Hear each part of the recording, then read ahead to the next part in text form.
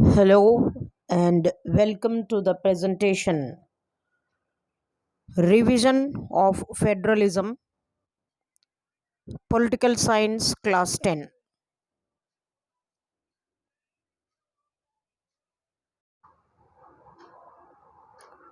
Federalism.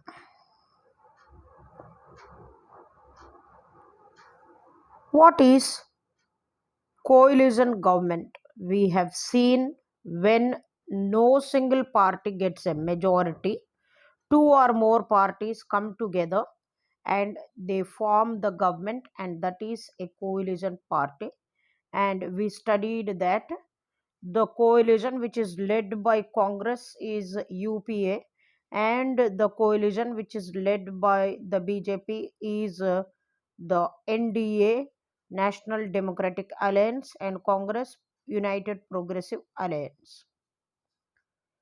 So we have seen that the independence of India 1947, since then there is tremendous progress, but the distribution of power from the center to the states is required because India is a big country and we need to distribute the power to the lower levels.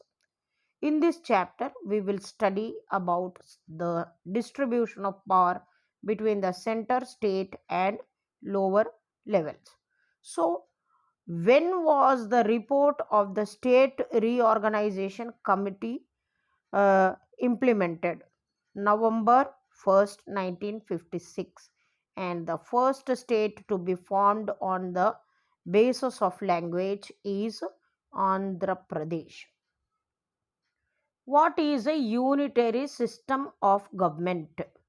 Under the unitary system, the word uni means one. Either there is only one level of government or the subunits are subordinate or lower to the central government. They don't have more power than the center. What is jurisdiction? Jurisdiction is the area over which someone has legal authority. The area may be defined in terms of geographical boundary or in terms of certain kinds of subjects. So, in this particular chapter, we will be studying what is the jurisdiction of center, what is the jurisdiction of state, till what level, till what limit they have in authority to make the laws.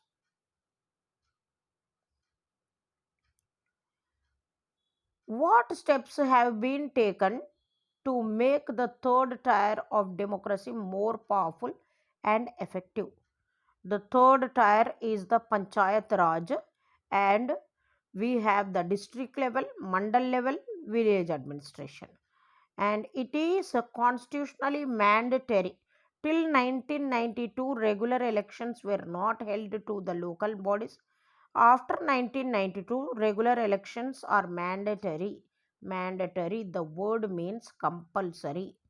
An independent institution called a State Election Commission was set up, and this will see that elections are regularly conducted for the municipal as well as the panchayat committees.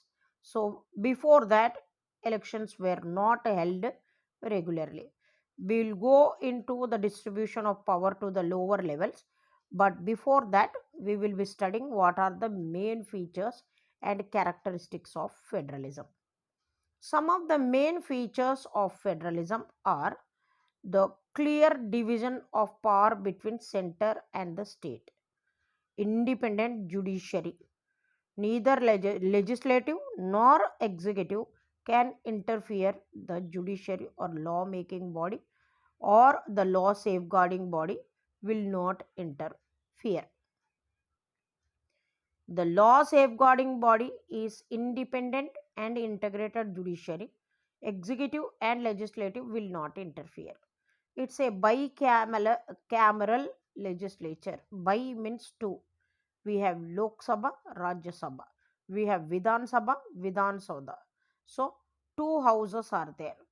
Dual government policy. We have central as well as the state.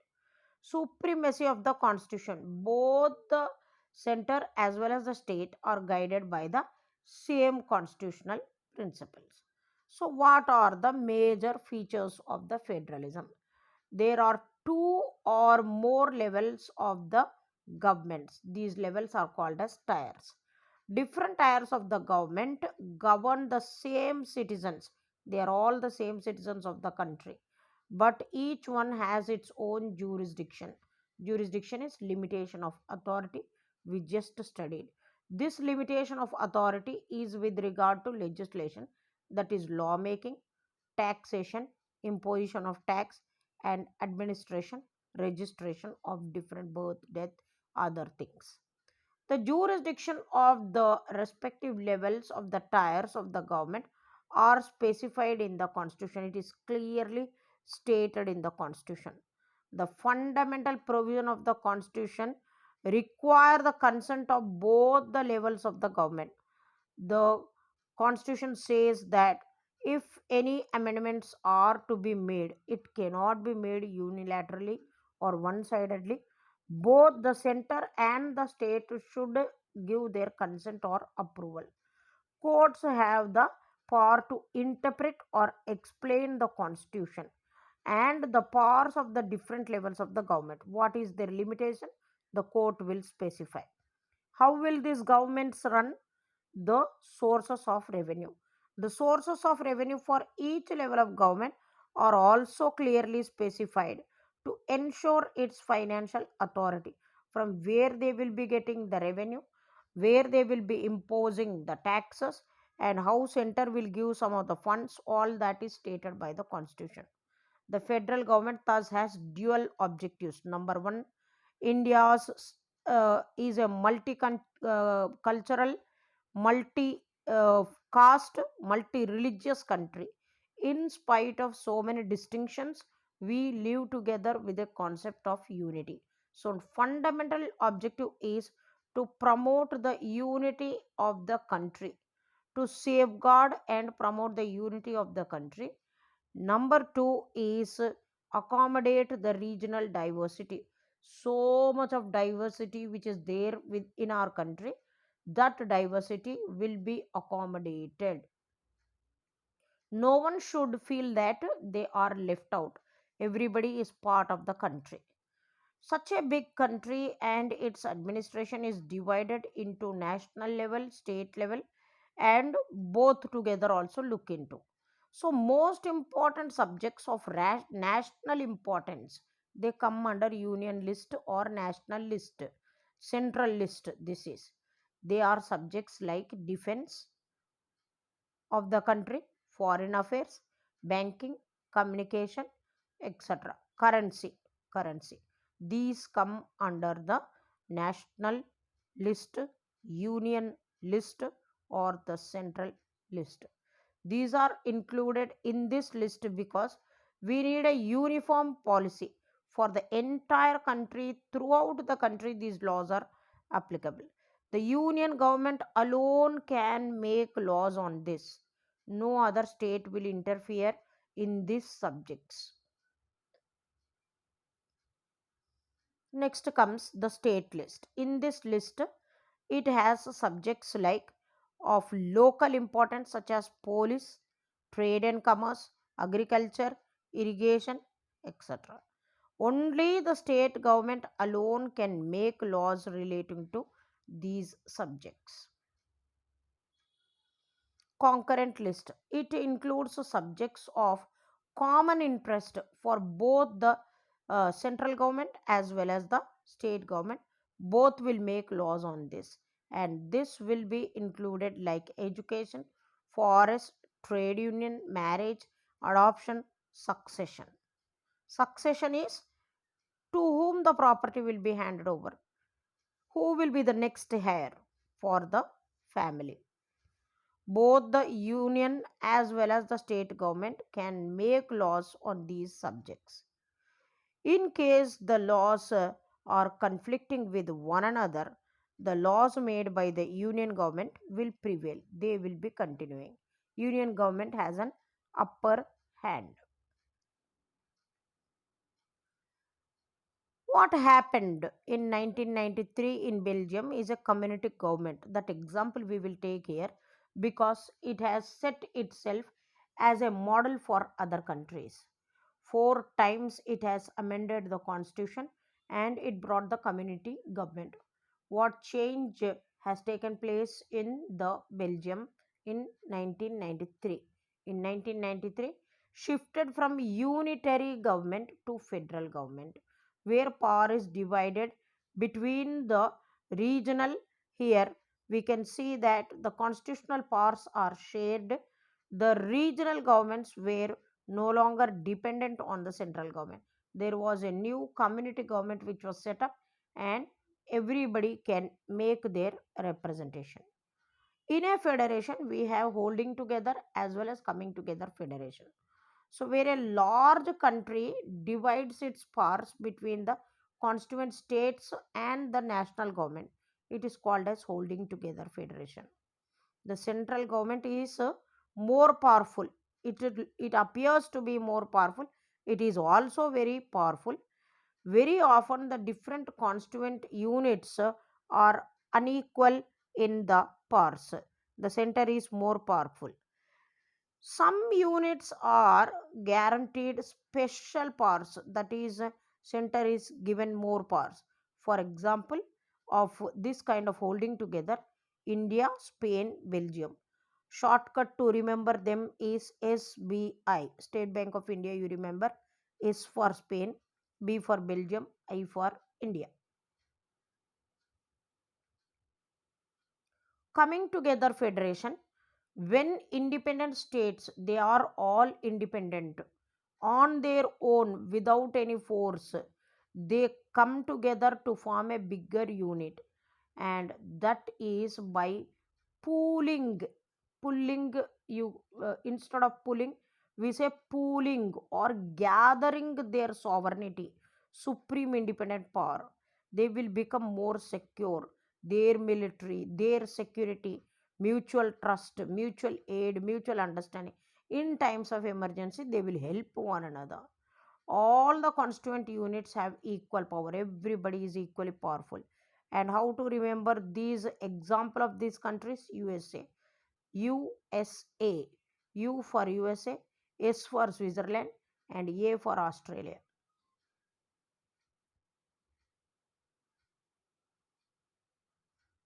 So, apart from the political field, what else makes federation very, very united? What are the other things which make the unity of a country more ideological? It is the culture, it is the history, common culture, common history which we are sharing. Culture of trust, cooperation which we are having, mutual respect for one another, and restraint has also helped in the smooth functioning of the nations. So, restraint is stoppage. When other country is coming into ours, we don't easily allow. So, the law has given equal importance. The constitution has given equal importance, and the law recognizes 22 languages as a statutory, legally recognized. A for Assami, B for Bengali Bodo, D for Dogri, G for Gujarati, H for Hindi, K for Kannada, K for Kashmiri, K for Konkani, M for Maithili, M for Malayalam, M for Manipuri, M for Marathi, N for Nepali, O for Odia, P for Punjabi, S for Sanskrit, S for Santali, S for Sindhi, T for Tamil, T for Telugu, U for Urdu. The new additions were Bodo, Dogri, Maithili, Santali. These were added into the list of statutory languages into Indian. So, how did center resolve the disputes if there are any disputes between the center and the state? The constitution made provision, if at all any disputes are there between the center and the state, a federal country or a federal nation, it constitutes the core of federalism. The meaning, essence of federalism is that It has division of power between the union and the state as given in the Indian constitution as a strong basis in favor of the center. So center is more powerful. Various kinds of restrictions are imposed on the states. No doubt states are independent on certain matters. The administrative relations, if you look into, the Indian constitution is based on the principle that the executive power is coextensive with the legislative power. That is, union and state executives can deal with the matters on which legislature legislates, that is the law making is done. In the administrative affairs, also, the center acquires control over state through all India services, grant in aid, etc., are given. Hence, restructuring of the center state relations is one more way in which federalism has been strengthened in practice. There is no national language for our country. No doubt Hindi was spoken by more than 40% of the people because it is the mother tongue. But Hindi is not. Constitution did not give the status of national language to any one language. Like in Sri Lanka, we did not have the problem of language. Hindi is not imposed on any other state. There were, beside Hindi, there are 21 other languages which are recognized as statutory languages. We just now read the list. And a candidate in an examination conducted for central government position may opt, he or she can take the examination in any of these languages. Those who are recognized now, 22. The spread of Hindi with a cautious approach. Unlike Sri Lanka, it is not at all imposed. People can choose. If they are able to understand, they can adopt. If they are not able to, they can go with the language which is comfortable for them to understand. According to the constitution, the use of English for official purpose was to stop in 1965. But however, non Hindi speakers, for them, it was easy to understand English. English is a simple language.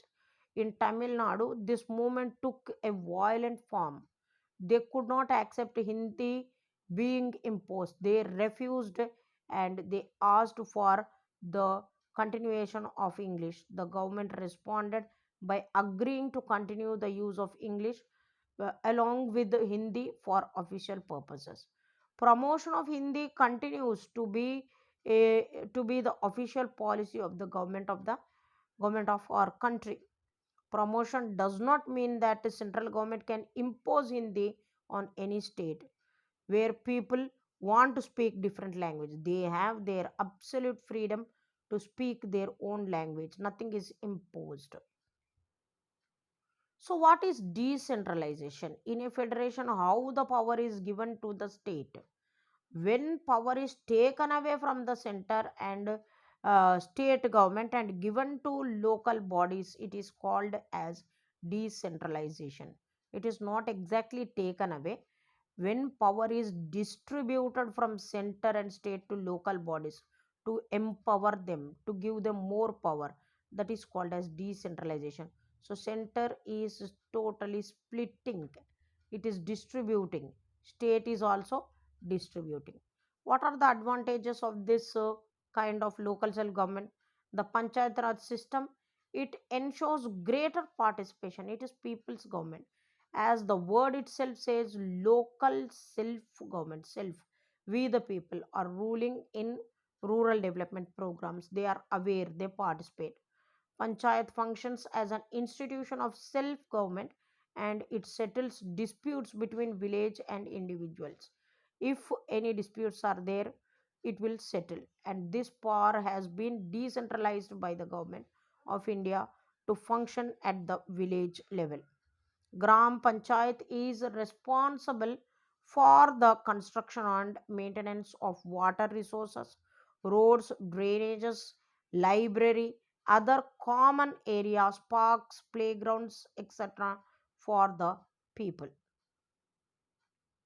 Limitation: there is no proper distribution of power. To what extent the power is given. The fund allocation: the question on what basis the work is assigned, who is eligible. All these guidelines are to be clearly stated. This qualification required for all these people who are going to initiate. Funds are insufficient for these works to be carried on. This problem hinders the actual purpose of self government. When funds are given, when clearly it is entrusted the job, then automatically local government will become empowered. Then the purpose of panchayat raj system will take place, and it will not result into corruption.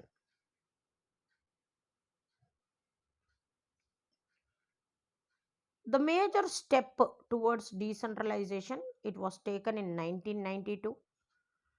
Before 1992, regular elections were not conducted. Afterwards, the provision of the constitution, it stated, the amendment stated, 74th amendment clearly stated distribution of power to the local bodies. To the regular elections will be held, and here one state election commission is set up, and that will give the schedule for every 5 years it will be conducted. And special reservations will be there for the scheduled caste, scheduled tribe people, backward caste, and also for women. 33% is reserved.